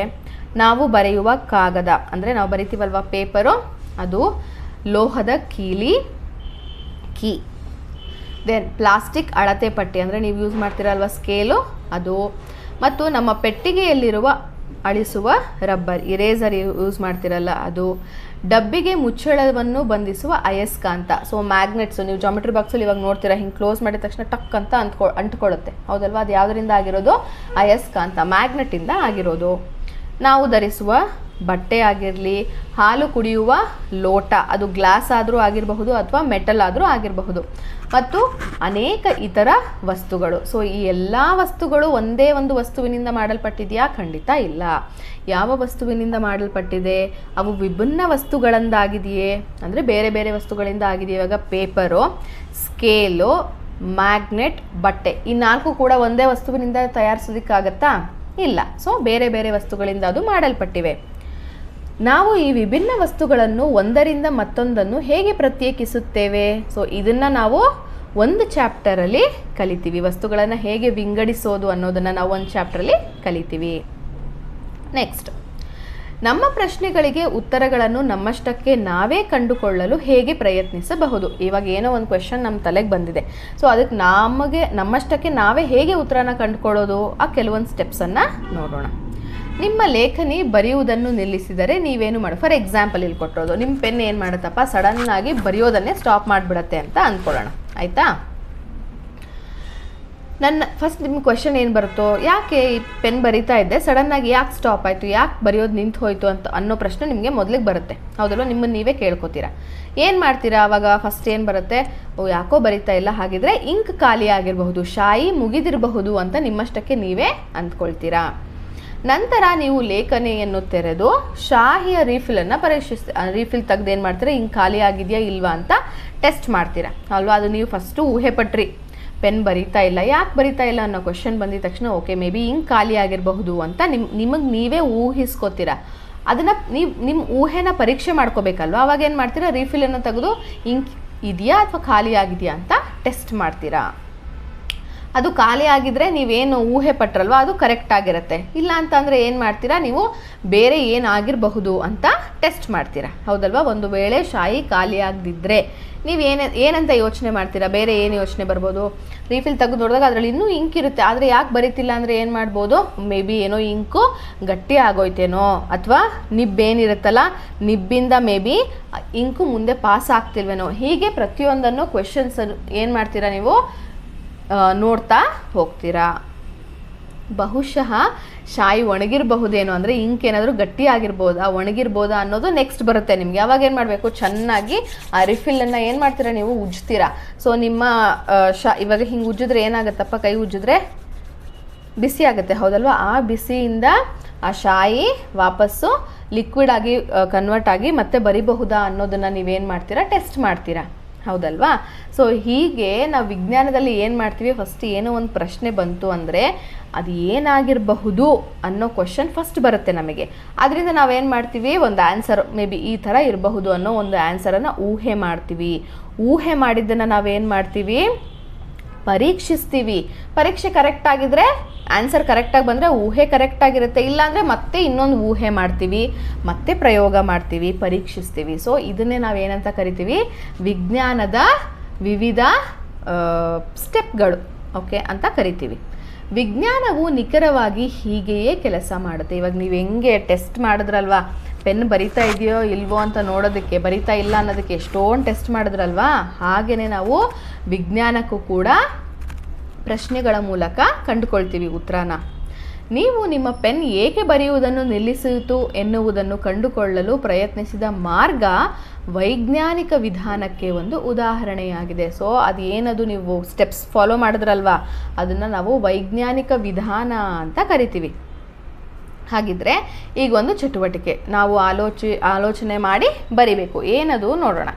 ನೀವು ಪರಿಹರಿಸಲು ಪ್ರಯತ್ನಿಸಿದ ಇದೇ ರೀತಿಯ ಸಮಸ್ಯೆಯ ಬಗ್ಗೆ ಬರೆಯಿರಿ. ಇವಾಗ ನೀವು ಪೆನ್ ರಿಫಿಲ್ ಖಾಲಿ ಆಯಿತು, ಈಗ ಬರಿತಾ ಇಲ್ಲ, ಹೌದಲ್ವಾ? ಅದ್ರ ಬಗ್ಗೆ ಒಂದು ಪ್ರಶ್ನೆ ಕೇಳಿದ್ರಿ, ಊಹೆ ಮಾಡ್ಕೊಂಡ್ರಿ, ಆನ್ಸರ್ ಪಡ್ಕೊಂಡ್ರಿ. ಸೊ ಅದೇ ಥರ ಇನ್ನೊಂದು ಯಾವುದಾದ್ರೂ ಸಿಚುವೇಶನ್ ಇದ್ದರೆ ಅದನ್ನು ಬರೀರಿ ಅಂತ ಕೊಟ್ಟಿದ್ದಾರೆ. ನಾನು ಒಂದು 2 ಎಕ್ಸಾಂಪಲ್ಸ್ನ ನಿಮಗೆ ಹೇಳ್ತೀನಿ. ಸೊ ಅದು ಯಾವ್ಯಾವ ಕ್ರಮ ಕೈಗೊಂಡ್ರಿ ಅಂತ ನೀವು ಬರಿಬೇಕು. ಉದಾಹರಣೆಗೆ, ನಿಮ್ಮ ಮನೆಯ ಟಿ ವಿ ಕೆಲಸ ಮಾಡದಿದ್ದಾಗ, ನಿಮ್ಮ ಮನೆಯಲ್ಲಿ ಟಿ ವಿ ಇದೆ, ಅದು ವರ್ಕ್ ಆಗ್ತಿಲ್ಲ. ಸೊ ಅದನ್ನು ನೀವು ಯಾವ ಥರ ಯೋಚನೆ ಮಾಡಿದ್ರಿ ಅಂತ ಬರಿಬೇಕು. ಇವಾಗ ಏನೇನು ಮಾಡ್ತೀರಪ್ಪ, ಫಸ್ಟು ಆನ್ ಮಾಡಿದ ತಕ್ಷಣ ಟಿ ವಿ ಸ್ವಿಚ್ ಆನ್ ಮಾಡಿದ ತಕ್ಷಣ ಟಿ ವಿ ಆನ್ ಆಗಲ್ಲ. ಸೊ ಯಾಕೋ ಟಿ ವಿ ಆನ್ ಆಗ್ತಾ ಇಲ್ಲ, ಅದೇ ಪ್ರಶ್ನೆ ನಿಮಗೆ ಫಸ್ಟ್ ಬರೋದು, ಯಾಕೆ ಟಿ ವಿ ಆನ್ ಆಗ್ತಾ ಇಲ್ಲ ಅಂತ. ಆವಾಗ ಸೆಕೆಂಡ್ ಕ್ವೆಶನ್ ನೀವೇನು ಯೋಚನೆ ಮಾಡಿ, ಏನು ಊಹೆ ಮಾಡ್ತೀರಾ ನೀವು, ಮೇ ಬಿ ಕರೆಂಟ್ ಇಲ್ಲ ಅನಿಸುತ್ತೆ, ಅದು ನಿಮ್ಮ ಊಹೆ. ಹೌದಲ್ವಾ? ಕರೆಂಟು ಇಲ್ಲ ಅನಿಸುತ್ತೆ. ಸೊ ಕರೆಂಟ್ ಇಲ್ಲ ಅನಿಸುತ್ತೆ ಅಂತ ನೀವು ಹೇಗೆ ಪರೀಕ್ಷೆ ಮಾಡಿ ನೋಡ್ತೀರಾ, ಬೇರೆ ಯಾವುದೋ ಫ್ಯಾನ್ ಆಗಿರಲಿ ಅಥವಾ ಬೇರೆ ಲೈಟ್ ಸ್ವಿಚ್ ಆಗಿರಲಿ ಆನ್ ಮಾಡಿ ನೋಡ್ತೀರಾ. ಹೌದಲ್ವಾ? ಆನ್ ಮಾಡಿದಾಗ ಅಕಸ್ಮಾತ್ ಕರೆಂಟ್ ಇಲ್ಲ ಅಂದರೆ ಫ್ಯಾನು ವರ್ಕ್ ಆಗಲ್ಲ, ಲೈಟು ವರ್ಕ್ ಆಗಲ್ಲ. ಅವಾಗ ನಿಮಗೇನು ಗೊತ್ತಾಗುತ್ತೆ, ಓಕೆ ಕರೆಂಟ್ ಇಲ್ಲ, ಅದಕ್ಕೆ ಟಿ ವಿ ವರ್ಕ್ ಆಗ್ತಿಲ್ಲ ಅನ್ನೋದು ನಿಮ್ಮ ಊಹೆ ಕರೆಕ್ಟ್ ಆಗಿರುತ್ತೆ. ಅಕಸ್ಮಾತ್ ಯಾವುದಾದ್ರು ಸ್ವಿಚ್ ಆನ್ ಮಾಡಿದಾಗ ಲೈಟ್ ಆನ್ ಆಯಿತು ಅಂದ್ಕೊಳ್ಳಿ, ಅಂದರೆ ಕರೆಂಟ್ ಇದೆ ಅಂತ ಅರ್ಥ. ಸೊ ಈ ಊಹೆ ತಪ್ಪಾಯಿತು ನಿಮ್ಮದು, ಕರೆಂಟ್ ಇಲ್ವೇನೋ ಅನ್ನೋ ಊಹೆ ತಪ್ಪಾಯಿತು. ಅವಾಗ ನೀವೇನು ಮಾಡ್ತೀರಾ, ಮತ್ತೆ ಪ್ರಶ್ನೆ ಹಾಕೋತೀರಾ, ಕರೆಂಟ್ ಇದೆ ಆದರೆ ಯಾಕೆ ವರ್ಕ್ ಆಗ್ತಿಲ್ಲ, ಮೇ ಬಿ ಟಿ ವಿ ಒಳಗಡೆ ಸರ್ಕ್ಯೂಟ್ ಇರುತ್ತಲ್ವಾ, ಅದೇನಾದರೂ ಕೆಟ್ಟೋಗಿದೆಯೇನೋ ಅನ್ನೋದು ನಿಮ್ಮ ಕ್ವೆಶನ್ ಆಗಿರುತ್ತೆ. ಆದರೆ ನೀವೇ ಸರ್ಕ್ಯೂಟ್ ಅಂತೂ ಬಿಚ್ಚಿ ನೋಡೋಕ್ಕಾಗಲ್ಲ. ಅವಾಗ ಏನು ಮಾಡ್ತೀರಾ, ಎಲೆಕ್ಟ್ರಿಷಿಯನ್, ಟಿ ವಿ ರಿಪೇರಿ ಮಾಡೋರಿಗೆ ಫೋನ್ ಮಾಡಿ, ಏನಕ್ಕೋ ಟಿ ವಿ ವರ್ಕ್ ಆಗ್ತಿಲ್ಲ ಬಂದು ನೋಡಿ ಅಂತ ಹೇಳ್ತೀರಾ. ಅವ್ರು ಬಂದು ಏನು ಮಾಡ್ತಾರಪ್ಪ, ಟೆಸ್ಟ್ ಮಾಡಿ ನೋಡ್ತಾರೆ. ಓಕೆ ಮೇ ಬಿ ಅದರೊಳಗಡೆ ಇರುವಂತಹ ಮದರ್ ಬೋರ್ಡ್ ಏನೋ ಶಾರ್ಟ್ ಸರ್ಕ್ಯೂಟಿಂದನೋ ಅಥವಾ ಬೇರೆ ಕಾರಣದಿಂದನೋ ಹೋಗಿದೆ, ಟೆಸ್ಟ್ ಮಾಡಿ ನೋಡ್ತೀವಿ ಅಂತ ಹೇಳ್ತಾರೆ. ಸೊ ಅವಾಗ ನಿಮ್ಗೇನಾಗುತ್ತೆ, ಓಕೆ ಮೊದಲನೇ ಮಾಡಿದ ಊಹೆ ಕರೆಂಟ್ ಇಲ್ಲ ಅನ್ನೋದು ತಪ್ಪಾಯಿತು, ಆದರೆ ಎರಡನೇದು ಟಿ ವಿ ಒಳಗಡೆ ಏನೋ ರಿಪೇರಿಗೆ ಬಂದಿದೆ ಅಂತ ಮಾಡಿದ್ರಲ್ಲ ಊಹೆ, ಅದೇನಾಗುತ್ತೆ ಕರೆಕ್ಟಾಗಿ ಆಗುತ್ತೆ. ಸೊ ಇದೇ ವಿಜ್ಞಾನದ ಹಲವು ವಿಧಾನಗಳು. ನೆಕ್ಸ್ಟ್ ಇನ್ನೊಂದು ಉದಾಹರಣೆ ನೋಡಿದ್ರೆ, ನೀವು ಉಪಯೋಗಿಸ್ತಿರುವಂತಹ ಮೊಬೈಲು ಆನ್ ಆಗ್ತಾ ಇಲ್ಲ. ಅವಾಗ ನೀವೇನು ಮಾಡ್ತೀರಾ, ಫಸ್ಟ್ ಆ್ಯಂಡ್ ಫಾರ್ಮೋಸ್ಟ್ ನಿಮ್ಗೇನು ಬರುತ್ತೆ ತಲೆಗೆ, ಚಾರ್ಜ್ ಇಲ್ಲ. ಹೌದಲ್ವಾ? ಮೊಬೈಲಲ್ಲಿ ಚಾರ್ಜ್ ಇಲ್ಲ, ಅದಕ್ಕೆ ವರ್ಕ್ ಆಗ್ತಾ ಇಲ್ಲ ಅಂತ ಅನ್ಕೋತೀರಾ. ಅವಾಗ ಏನು ಮಾಡ್ತೀರಾ, ನೀವು ಚಾರ್ಜರ್ ಕನೆಕ್ಟ್ ಮಾಡ್ತೀರಾ. ಸ್ವಲ್ಪ ಹೊತ್ತಾಗಿ ನೋಡಿದ್ರೆ ಅಕಸ್ಮಾತ್ ಚಾರ್ಜಿಂದ ಕೆಟ್ಟೋಗಿದ್ರೆ ಅಥವಾ ಆನ್ ಆಗದೆ ಇದ್ದರೆ, ಆನ್ ಆದಮೇಲೆ ನಿಮ್ಗೆ ಗೊತ್ತಾಗುತ್ತೆ, ಓಕೆ ಚಾರ್ಜ್ ಇರಲಿಲ್ವಲ್ಲ ಅದಕ್ಕೆ ಆನ್ ಆಗಲಿಲ್ಲ ಅಂತ ಅಂದ್ಕೊಳ್ತೀರಾ. ಅಕಸ್ಮಾತ್ ಚಾರ್ಜ್ ಮಾಡಿನೂ ಆನ್ ಆಗ್ತಿಲ್ಲ ಅಂದರೆ ಅಗೇನ್ ಬ್ಯಾಟ್ರಿ ಏನೋ ಸಮಸ್ಯೆ ಇದೆ ಅಂತ ಗೊತ್ತಾಗುತ್ತೆ. ಮೊಬೈಲ್ ರಿಪೇರಿ ಮಾಡ್ತಾರಲ್ಲ ಆ ಶಾಪಿಗೆ ತೊಗೊಂಡು ಹೋಗ್ತೀರಾ, ಹೌದಲ್ವಾ? ಸೊ ಇದಿಷ್ಟು ನೀವು ಮಾಡೋದೇನು ವೈಜ್ಞಾನಿಕ ವಿಧಾನವನ್ನು ಅನುಸರಿಸಿನೇ ಮಾಡ್ತಿರೋ, ಆದರೆ ನಿಮ್ಗೆ ಅದು ಗೊತ್ತಿರಲ್ಲ ನಾವು ಸೈಂಟಿಫಿಕಲಿ ಮಾಡ್ತಾ ಇದ್ದೀವಿ ಅಂತ, ಜಸ್ಟ್ ಹಾಗೆ ಅದು ಆಗೋಗ್ಬಿಡುತ್ತೆ. ಆದರೆ ನಾವು ಪ್ರತಿಯೊಂದು ಏನೇನು ಕ್ರಮ ತಗೊಳ್ತೀವಲ್ಲ ಅದು ಸೈಂಟಿಫಿಕ್ ಪ್ರಾಸೆಸ್ಸೇನೆ. ಹಾಗೆ ನೋಡ್ತಾ ಹೋದರೆ ವಿಜ್ಞಾನವು ಕೇವಲ ಸಸ್ಯಗಳು ಮತ್ತು ಅಂಕಿಅಂಶಗಳನ್ನು ಕಂಠ ಮಾಡುವುದು ಅಥವಾ ಪ್ರಯೋಗಗಳನ್ನು ಮಾಡುವುದಲ್ಲ, ಹೌದಲ್ವಾ? ಇವಾಗ ನಾವೇನೋ ಒಂದು ನೋಟ್ಸ್ ಬರೆಸ್ತೀವಿ ಟೀಚರ್ಸು, ಅದನ್ನು ಗಟ್ ಮಾಡಿ ಬೈ ಹಾರ್ಟ್ ಮಾಡಿ ಬರೆಯೋದಷ್ಟೇ ವಿಜ್ಞಾನ ಖಂಡಿತ ಅಲ್ವೇ ಅಲ್ಲ. ಅದನ್ನು ವಿಜ್ಞಾನ ಅಂತ ಯಾರೂ ಕರೆಯಲ್ಲ. ಹಂತ ಹಂತವಾಗಿ ನಿರ್ದಿಷ್ಟ ಪ್ರಕ್ರಿಯೆಯನ್ನು ಅನುಸರಿಸುವ ಮೂಲಕ ನಮ್ಮ ಪ್ರಶ್ನೆಗಳಿಗೆ ಉತ್ತರವನ್ನು ಕಂಡುಕೊಳ್ಳಲು ವಿಜ್ಞಾನವು ನಮಗೆ ಸಹಾಯಕವಾಗಿದೆ. ವಿಜ್ಞಾನ ಅಂದರೆ ಆ್ಯಕ್ಚುಲಿ ಏನು, ನಮಗೇನೇನು ಪ್ರಶ್ನೆ ಬರುತ್ತಲ್ವ ಅದಕ್ಕೆ ಹಂತ ಹಂತವಾಗಿ ನಾವೇ ಒಂದು ಉತ್ತರವನ್ನು ಪಡ್ಕೊಳ್ತೀವಲ್ಲ ಅದನ್ನು ನಾವು ವಿಜ್ಞಾನ ಅಂತ ಕರೆಯೋದು. ಹಾಗಾದರೆ ನಾವು ಯಾವ ಹಂತಗಳನ್ನು ಅನುಸರಿಸಬಹುದು? ಹಾಗಿದ್ರೆ ಒಂದು ಸೈಂಟಿಫಿಕ್ ವಿಜ್ಞಾನದ ವಿಧಕ್ಕೆ ಒಂದು ವಿಧಾನಗಳು ಅಂತ ಇರುತ್ತಲ್ವಾ, ಅದು ಯಾವ್ಯಾವುದು ಹಂತ ಅಂತ ಇವಾಗ ನೋಡೋಣ. ಮೊದಲಿಗೆ ನಮಗೆ ಯಾವುದರಲ್ಲಿ ಆಸಕ್ತಿ ಇದೆಯೋ ಅಥವಾ ನಮಗೆ ಯಾವುದು ಅರ್ಥವಾಗುವುದಿಲ್ಲವೋ ಅದನ್ನು ನಾವು ಗಮನಿಸಬೇಕು. ಮೊದಲನೇದಾಗಿ ನಮಗೇನಾದರೂ ಒಂದು ಪ್ರಶ್ನೆ ಬಂದರೆ ಅದು ನಮಗೆ ಇಂಟ್ರೆಸ್ಟಿಂಗ್ ಕ್ವೆಶನ್ನೇ ಆಗಿರಬಹುದು ಅಥವಾ ನಮಗೇನೋ ಒಂದು ಅರ್ಥ ಆಗದೇ ಇರ್ಬೋದು, ಆ ಕ್ವೆಶನನ್ನು ಗಮನಿಸಬೇಕು. ಅದಾದಮೇಲೆ ನಮಗೆ ಅಚ್ಚರಿಯನ್ನು ಉಂಟು ಮಾಡುತ್ತದೆ ಮತ್ತು ಬಹುಶಃ ನಾವು ಇದರ ಬಗ್ಗೆ ಒಂದು ಪ್ರಶ್ನೆಯನ್ನು ಯೋಚಿಸ್ತೇವೆ. ಯಾವುದೋ ಒಂದು ನಿಮ್ಗೆ ಅರ್ಥ ಆಗಿರಲ್ಲ, ಸರಿನಾ? ಅರ್ಥ ಆಗಿಲ್ದ್ರ ಬಗ್ಗೆ ನೀವೇನು ಮಾಡ್ತೀರಪ್ಪ, ಒಂದು ಕ್ವಶನನ್ನು ಯೋಚಿಸ್ತೀರಾ. ಅದಾದ ನಂತರ ನಾವು ಆ ಪ್ರಶ್ನೆಗೆ ಸಂಭವನೀಯ ಉತ್ತರವನ್ನು ಊಹಿಸ್ತೀವಿ. ಫಸ್ಟ್ ಏನು ಮಾಡ್ತೀವಿ, ಯಾವುದೋ ಒಂದು ಅರ್ಥ ಆಗಿರಲ್ಲ ಟಾಪಿಕ್ಕು, ಅದ್ರ ಬಗ್ಗೆ ಒಂದು ಪ್ರಶ್ನೆ ಬರುತ್ತೆ, ಆ ಪ್ರಶ್ನೆಗೆ ಒಂದು ಆನ್ಸರನ್ನು ನಾವು ಊಹೆ ಮಾಡ್ತೀವಿ, ಯೋಚಿಸ್ತೀವಿ. ನಂತರ ಪ್ರಯೋಗ ಅಥವಾ ಹೆಚ್ಚಿನ ಅನ್ವೇಷಣೆ ಅಥವಾ ಅವಲೋಕನಗಳ ಮೂಲಕ ನಾವು ಊಹೆಯನ್ನು ಪರಿಶೀಲಿಸ್ತೀವಿ. ಅದಾದಮೇಲೆ ಏನು ಮಾಡ್ತೀವಿ, ಪಠ್ಯಪುಸ್ತಕ ಓದಿನೋ ಅಥವಾ ಇಂಟರ್ನೆಟ್ಟಲ್ಲಿ ನೋಡಿನೋ ನಮ್ಮ ಊಹೆ ಏನು ಮಾಡಿದ್ವಲ್ವ, ನಾವು ಯೋಚಿಸಿದ್ವಲ್ಲ ಅದು ಕರೆಕ್ಟೋ ಅಥವಾ ತಪ್ಪೋ ಅನ್ನೋದನ್ನು ನಾವು ಪರೀಕ್ಷೆ ಮಾಡ್ತೀವಿ. ಅದರಿಂದ ನಿಜವಾಗಿಯೂ ನಮಗೆ ನಮ್ಮ ಪ್ರಶ್ನೆಗೆ ಉತ್ತರ ಲಭಿಸಿದೆಯೋ ಇಲ್ಲವೋ ಎಂದು ತಿಳಿಯಲು ನಾವು ಫಲಿತಾಂಶವನ್ನು ವಿಶ್ಲೇಷಿಸಲು ಅಂದರೆ ನಾವು ಎಕ್ಸಾಂಪಲಲ್ಲೇ ಹೇಳ್ತೀನಿ ನಿಮಗೆ. ಫಸ್ಟು ನೀವು ಕಾಮನ ಬಿಲ್ಲನ್ನು ನೋಡ್ತೀರಾ ಅಂತ ಅಂದ್ಕೊಳ್ಳೋಣ, ಆಯಿತಾ? ಅದು ನಿಮಗೆ ಇಂಟ್ರೆಸ್ಟಿಂಗ್ ಫ್ಯಾಕ್ಟರು. ಅದ್ರ ಬಗ್ಗೆ ಏನು ಯೋಚನೆ ಮಾಡ್ತೀರಾ ನೀವು? ಸೊ ಕಾಮನ ಬಿಲ್ಲು ನಮ್ಮ ಟಾಪಿಕ್ ಆಯಿತು, ಆಯಿತಾ? ನೀವೇನು ಯೋಚನೆ ಮಾಡ್ತೀರಾ, ಕಾಮನ ಬಿಲ್ಲು ಹೇಗೆ ಮೂಡ್ತು, ಅದೇ ನಿಮ್ಮ ಪ್ರಶ್ನೆ. ಹೇಗಪ್ಪ ಕಾಮನ ಬಿಲ್ಲು ಮೂಡುತ್ತೆ ಅನ್ನೋದನ್ನು ನೀವು ಯೋಚಿಸೋಕ್ಕೆ ಸ್ಟಾರ್ಟ್ ಮಾಡ್ತೀರಾ. ಒಂದು ಊಹೆ ಮಾಡ್ತೀರಾ, ಏನೋ ಒಂದು ಆನ್ಸರನ್ನು ಊಹೆ ಮಾಡ್ತೀರಾ. ಮೇ ಬಿ ಎಲ್ಲೋ ಒಂದು ಕಡೆ ಬೆಳಕಿತ್ತು ಅನಿಸುತ್ತೆ, ಅದು ಹೋಗಿ ಅಲ್ಲಿ ರಿಫ್ಲೆಕ್ಟ್ ಆಗ್ತಾ ಇದೆ, ಅದರಿಂದ ನಮಗೆ ಕಾಮನ ಬಿಲ್ಲು ಕಾಣಿಸ್ತಾ ಇದೆ ಅನ್ನೋ ಒಂದು ಊಹೆಯನ್ನು ನೀವು ಮಾಡ್ತೀರಾ. ಆ ಊಹೆ ಕರೆಕ್ಟಾ ತಪ್ಪಾ ಅಂತ ಯೋಚನೆ ಮಾಡೋಕ್ಕೆ ಏನು ಮಾಡ್ತೀರಾ, ನೀವು ಬುಕ್ಸನ್ನು ಓದ್ತೀರಾ, ಇಂಟರ್ನೆಟ್ಟಲ್ಲಿ ಸರ್ಚ್ ಮಾಡ್ತೀರಾ, ಆಯಿತಾ? ಆಮೇಲೆ ಅದನ್ನು ಓದ್ಮೇಲೆ ಅರ್ಥ ಮಾಡಿಕೊಂಡು ನೀವು ಕಾಮನ ಬಿಲ್ಲು ಇದಕ್ಕಾಗಿಯೇ ಮೂಡ್ತಾ ಅನ್ನೋ ಒಂದು ವಿಶ್ಲೇಷಣೆ, ಎಕ್ಸ್ಪ್ಲನೇಷನನ್ನು ನಿಮಗೆ ನೀವೇ ಕೊಟ್ಕೊಳ್ತೀರಾ, ಸರಿನಾ? ಇದಿಷ್ಟು ಕೂಡ ಏನು, ವಿಜ್ಞಾನದ ಒಂದು ಪ್ರಯೋಗ ಮಾಡಲಿಕ್ಕಾಗಲಿ ವಿಜ್ಞಾನವನ್ನು ಅರ್ಥ ಮಾಡ್ಕೊಳ್ಳಿಕ್ಕಾಗಲಿ ಹಂತಗಳು. ಕ್ವೆಶನ್ ಯೋಚನೆ ಮಾಡ್ತೀರಾ, ಒಂದು ಟಾಪಿಕನ್ನು ತಗೊಳ್ತೀರಾ, ಅದ್ರ ಬಗ್ಗೆ ಪ್ರಶ್ನೆ ಮಾಡ್ತೀರಾ, ಉತ್ತರವನ್ನು ಊಹೆ ಮಾಡ್ತೀರಾ, ಅದು ಕರೆಕ್ಟಾಗಿದೆಯೋ ಇಲ್ವೋ ಅಂತ ಓದ್ತೀರಾ, ಕರೆಕ್ಟಾಗಿದ್ದರೆ ನೀವು ಅದನ್ನು ಅರ್ಥ ಮಾಡ್ಕೋತೀರಾ, ವಿಶ್ಲೇಷಿಸ್ತೀರಾ. ಇದಿಷ್ಟು ಕೂಡ ವಿಜ್ಞಾನದ ವೈಜ್ಞಾನಿಕ ಹಂತಗಳು. ವೈಜ್ಞಾನಿಕ ವಿಧಾನವನ್ನು ಅನುಸರಿಸಿ ಸಮಸ್ಯೆಗಳನ್ನು ಪರಿಹರಿಸುವ ಅಥವಾ ಹೊಸತನ್ನು ಕಂಡುಹಿಡಿಯುವ ವ್ಯಕ್ತಿಗಳೇ ವಿಜ್ಞಾನಿಗಳು. ಸೊ ಪ್ರಶ್ನೆಯನ್ನು ತಗೊಂಡು ಅದಕ್ಕೆ ಉತ್ತರ ಕಂಡುಹಿಡಿಯೋರು ಯಾರು, ಅವ್ರನ್ನ ನಾವೇನಂತ ಕರಿತೀವಿ, ವಿಜ್ಞಾನಿಗಳು ಅಂತ ಕರಿತೀವಿ. ಹಾಗಿದ್ರೆ ವೈಜ್ಞಾನಿಕ ವಿಧಾನವನ್ನು ಅನುಸರಿಸುವ ಯಾರೇ ಆಗಲಿ ಅವರು ವಿಜ್ಞಾನಿಯಂತೆಯೇ ಕೆಲಸ ಮಾಡ್ತಾರೆ. ನಾವಾಗಿರಲಿ, ನೀವಾಗಿರಲಿ, ಚಿಕ್ಕ ಮಕ್ಕಳೇ ಆಗಿರಲಿ, ಯಾವುದ್ರಲ್ಲಿ ನಾವು ಪ್ರಶ್ನೆ ಕೇಳಿ ಉತ್ತರವನ್ನು ಪ್ರಯೋಗದ ಮೂಲಕ ಕಂಡು ಹಿಡ್ಕೊಳ್ತೀವಲ್ಲ ಆ ಪ್ರತಿಯೊಬ್ಬರೂ ಕೂಡ ವಿಜ್ಞಾನಿಗಳೇನೆ. ಕುಕ್ಕರ್ ಬಳಸಿ ಅಡುಗೆ ಮಾಡುತ್ತಿರುವ ಯಾರಿಗಾದರೂ ಕುಕ್ಕರ್ನಿಂದ ಬೇಳೆ ಏಕೆ ಹೊರ ಚೆಲ್ಲುತ್ತದೆ ಎಂದು ಅಚ್ಚರಿಯಾಗಬಹುದು, ಹೌದಲ್ವಾ? ಅದಕ್ಕೆ ಕರೆಕ್ಟ್ ರೀಸನ್ಸ್ ತಿಳ್ಕೊಂಡ್ರೆ ಏನೋ ಅವರೇ ವಿಜ್ಞಾನಿಗಳು. ನೆಕ್ಸ್ಟು ಕುಕ್ಕರ್ನಲ್ಲಿ ಯಾಕೆ ಚೆಲ್ತು ಅಂತ ಅಂದ್ಕೊಳ್ತೀವಪ್ಪ ನಾವು, ಮೇ ಬಿ ಕುಕ್ಕರ್ನಲ್ಲಿ ನಾವು ನೀರು ಜಾಸ್ತಿ ಇಟ್ಬಿಟ್ಟಿದ್ದೀವಿ, ಅದಕ್ಕೆ ನೀರು ಬೇಳೆ ಏನು ಮಾಡ್ತು, ಕುಕ್ಕರಿಂದ ಆಚೆ ಬಂತು ಅನ್ನೋ ಆನ್ಸರನ್ನು ಕಂಡು ಹಿಡಿತೀವಲ್ವ ನಾವು ಲಾಜಿಕಲಿ, ನಾವು ಕೂಡ ವಿಜ್ಞಾನಿಗಳೇನೆ. ನಂತರ ಟಯರ್ ಯಾಕೆ ಚಪ್ಪಟೆ ಆಗಿದೆ? ನೀವು ಸೈಕಲ್ಲು ಅಥವಾ 4 ವೀಲರು 2 ವೀಲರ್ ಯಾವುದೇ ಆಗಿರಲಿ, ಟಯರ್ ಅಕಸ್ಮಾತ್ ಚಪ್ಪಟೆ ಆಗಿದ್ರೆ ಗಾಳಿ ಎಲ್ಲಿಂದ ಗಾಳಿ ಸೋರಿಕೆ ಆಗ್ತಾ ಇದೆ ಅಂತ ಕಂಡುಹಿಡಿಯಲು ಪ್ರಯತ್ನ ಪಡ್ತಾರಲ್ವ, ನೀವೇ ಆಗಿರಲಿ ಅಥವಾ ಅದನ್ನು ರಿಪೇರಿ ಮಾಡುವಂತಹ ಬೈಸಿಕಲ್ ರಿಪೇರಿಯವರೇ ಆಗಿರಲಿ, ಅವರು ಕೂಡ ಏನು ವಿಜ್ಞಾನಿಗಳೇ. ವಿದ್ಯುತ್ ಬಲ್ಬ್ ಯಾಕೆ ಉರಿತಾ ಇಲ್ಲ?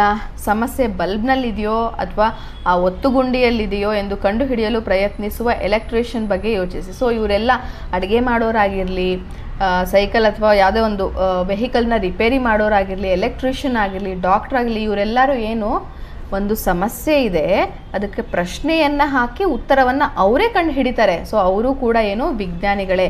ಬರೀ ಈ ಒಂದು ಏನಂತೀವಿ ನಾವು ಸೈಂಟಿಫಿಕ್ ಲ್ಯಾಬಲ್ಲಿ ಕುತ್ಕೊಂಡು ಪ್ರಯೋಗ ಮಾಡಿದ್ರೆ ಅಷ್ಟೇ ವಿಜ್ಞಾನಿಗಳಲ್ಲ, ಪ್ರತಿಯೊಬ್ಬರೂ ಕೂಡ ವಿಜ್ಞಾನಿಗಳೇನೆ. ಅದಕ್ಕೆ ಸಂಬಂಧಪಟ್ಟ ಚಿತ್ರಗಳನ್ನು ನೀವು ನೋಡ್ತಾ ಇದ್ದೀರಾ. ಮುಂದೆ ನೋಡ್ತಾ ಹೋದರೆ ಇದೇ ರೀತಿ ನಾವು ಪ್ರಶ್ನೆಗಳನ್ನು ಕೇಳುವಾಗ ಮತ್ತು ನಮ್ಮ ಪ್ರಶ್ನೆಗಳಿಗೆ ಉತ್ತರವನ್ನು ಕಂಡುಕೊಳ್ಳಲು ಪ್ರಯತ್ನಿಸುವಾಗ ನಾವು ಒಂದು ರೀತಿಯಲ್ಲಿ ವಿಜ್ಞಾನಿಗಳೇ ಆಗಿರ್ತೀವಿ. ಪ್ರಶ್ನೆ ಕೇಳುವಾಗಾಗಿರಲಿ, ಉತ್ತರ ಪಡ್ಕೊಳ್ಳುವಾಗಾಗಿರಲಿ, ನಾವು ಒಂದು ರೀತಿಯ ವಿಜ್ಞಾನಿಗಳೇ ಆಗಿರ್ತೀವಿ. ಹಾಗಿದ್ರೆ ಇವಾಗ ಚಟುವಟಿಕೆ ಇನ್ನೊಂದಿದೆ, ನೋಡೋಣ. ನಾವೀಗ ಆಲೋಚಿಸೋಣ ಮತ್ತು ಬರೆಯೋಣ.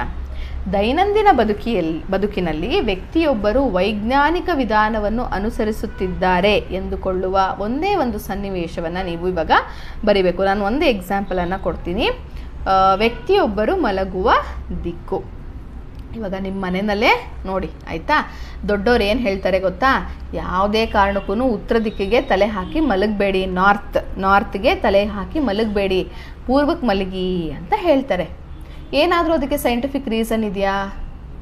ಸೈಂಟಿಫಿಕ್ಕಾಗಿ ನಿಮ್ಮ ಹಿರಿಯರಿಗೆ ಕೇಳಿದ್ರೆ ಆ್ಯಕ್ಚುಲಿ ಅವ್ರಿಗೂ ಕೂಡ ಆನ್ಸರ್ ಗೊತ್ತಿರಲ್ಲ. ಅವರು ಏನಂತಾರೆ, ನಮ್ಮ ಅಪ್ಪ ಅಮ್ಮ ಹೇಳ್ತಾ ಇದ್ರೆ ಅದಕ್ಕೆ ನಾವು ಹೇಳ್ತೀವಿ ಅದು ಒಳ್ಳೇದಲ್ವಂತೆ ಕೆಟ್ಟದಂತೆ, ಅದಕ್ಕೆ ನೀವೇನು ಮಾಡಬಾರ್ದು, ಉತ್ತರದ ಕಡೆ ತಲೆ ಹಾಕಿ ಮಲಗಬಾರ್ದು ಅಂತ ಹೇಳ್ತಾರೆ. ಇನ್ನೂ ಕೆಲವಷ್ಟು ಅಜ್ಜನ ಕೇಳಿದ್ರೆ ಏನಂತಾರೆ, ಉತ್ತರ ದಿಕ್ಕಿಗೆ ತೀರ್ಕೊಂಡವ್ರನ್ನ ಮಲಗಿಸ್ತಾರೆ, ಅಂದರೆ ಸತ್ತು ಹೋಗಿರ್ತಾರಲ್ಲ ಅವರ ತಲೆಯನ್ನು ಉತ್ತರ ದಿಕ್ಕಿಗೆ ಹಾಕಿ ಮಲಗಿಸ್ತೀವಿ, ಆದ್ದರಿಂದ ನೀವು ಯಾರು ಉತ್ತರ ದಿಕ್ಕಿಗೆ ತಲೆ ಹಾಕಿ ಮಲಗಬೇಡಿ ಅಂತ ಹೇಳ್ತಾರೆ.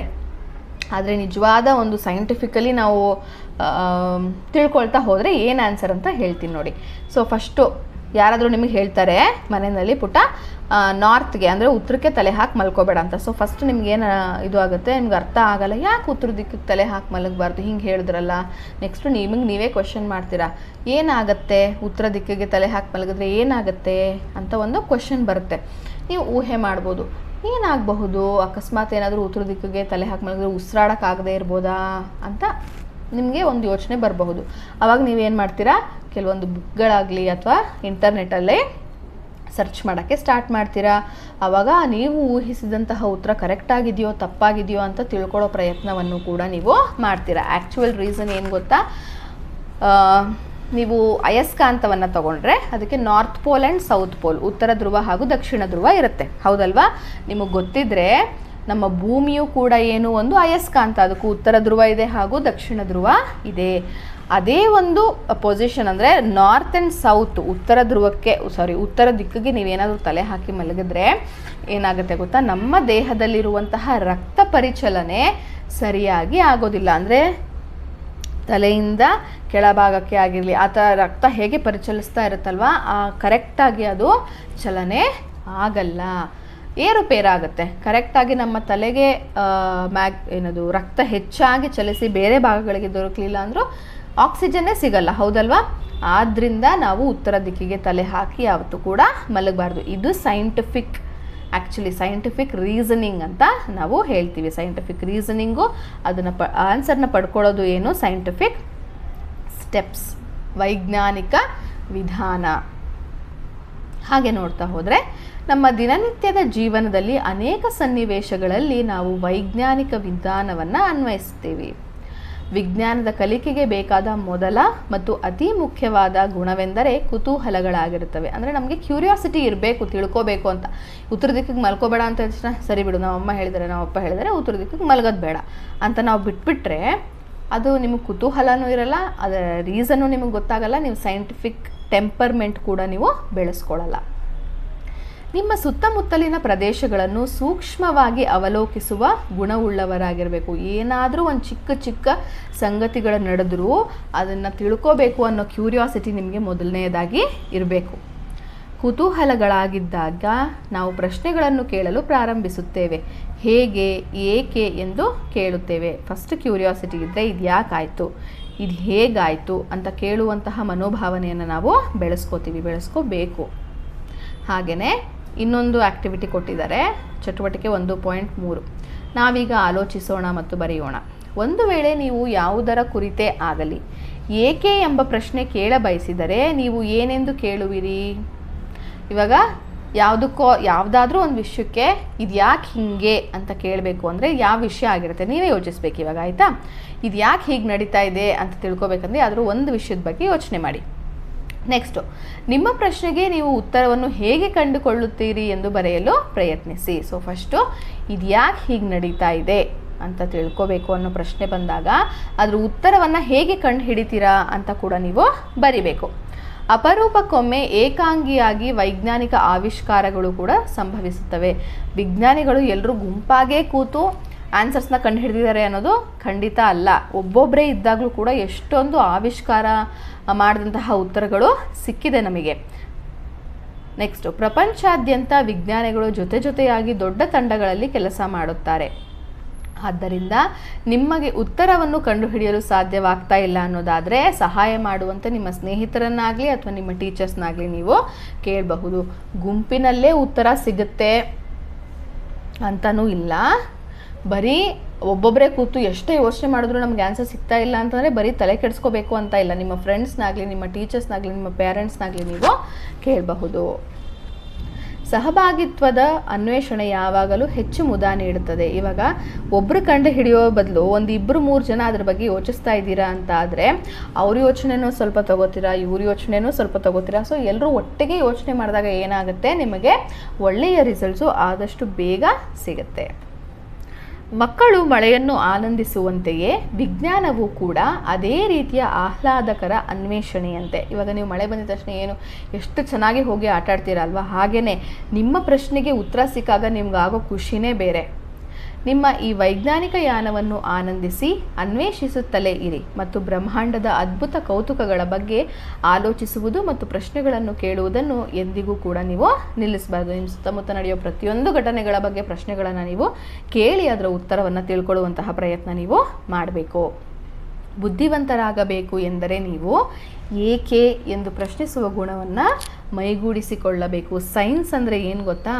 ವಾಟ್, ವೈ, ವೆನ್, ಯಾಕೆ ಅನ್ನೋ ಪ್ರಶ್ನೆಯನ್ನು ನೀವು ಕೇಳೋದಕ್ಕೆ ಯಾವಾಗ ಸ್ಟಾರ್ಟ್ ಮಾಡ್ತೀರಾ ಅಲ್ವಾ, ಆವಾಗ ನೀವು ನಿಮ್ಮ ಸೈಂಟಿಫಿಕ್ ಜರ್ನಿಯನ್ನು ಸ್ಟಾರ್ಟ್ ಮಾಡ್ತೀರಾ ಅಂತ. ಸೊ ಇದಿಷ್ಟು ಅಂದರೆ ಈ ಪಾಠದಲ್ಲಿ ಏನು ಗೊತ್ತಾ, ಯಾವುದೋ ಒಂದು ಪರ್ಟಿಕ್ಯುಲರ್ ಟಾಪಿಕ್ ಬಗ್ಗೆ ನಿಮಗೆ ಹೇಳ್ತಾ ಇಲ್ಲ. ಸೈನ್ಸ್ನ ಯಾವ್ಯಾವ ಟಾಪಿಕನ್ನು ನೀವು 6th ಕಲಿತೀರಾ, ಹಾಗೆ ಸೈಂಟಿಫಿಕ್ಕಾಗಿ ಯೋಚನೆ ಮಾಡಬೇಕು ಅಂದರೆ ನೀವು ಏನನ್ನು ಫಾಲೋ ಮಾಡಬೇಕು ಅನ್ನೋದು ಈ ಪಾಠದಲ್ಲಿ ನಿಮಗೆ ತಿಳಿದು ಬರುವಂಥದ್ದು. ಸೊ ಇದಿಷ್ಟು ಕೂಡ ನಿಮ್ಮ ಮೊದಲನೇ ಪಾಠದಲ್ಲಿ ಇದ್ದಂತಹ ವಿಷಯ ಆಗಿತ್ತು. ಸೊ ಈ ಒಂದು ವಿಡಿಯೋ ನಿಮಗೆ ಇಷ್ಟ ಆಗಿದೆ ಅಂತ ಅಂದ್ಕೊಳ್ತೀನಿ. ಇದಷ್ಟೇ ಅಲ್ಲ, ಪ್ರತಿ ಒಂದು ಲೆಸನಿನ ವಿಡಿಯೋಗಳಾಗಿರಲಿ ಮತ್ತು ಈ ಪಾಠದ ಪ್ರತಿ ಪ್ರಶ್ನೆ ಉತ್ತರಗಳನ್ನು ನೀವು ನಮ್ಮ ಚಾನಲ್ನಲ್ಲಿ ನೋಡಬಹುದು. ಈ ವಿಡಿಯೋ ಇಷ್ಟ ಆಗಿದೆ ದಯವಿಟ್ಟು ಲೈಕ್ ಮಾಡಿ, ಶೇರ್ ಮಾಡಿ. ಇನ್ನು ಸಾಕಷ್ಟು ಜನರಿಗೆ ಇದು ಉಪಯೋಗ ಆಗುತ್ತೆ ಅನ್ನೋದಾದರೆ ಅವ್ರಿಗೂ ಕೂಡ ಶೇರ್ ಮಾಡಿ ಅಂತ ಹೇಳ್ತಾ ಧನ್ಯವಾದಗಳು.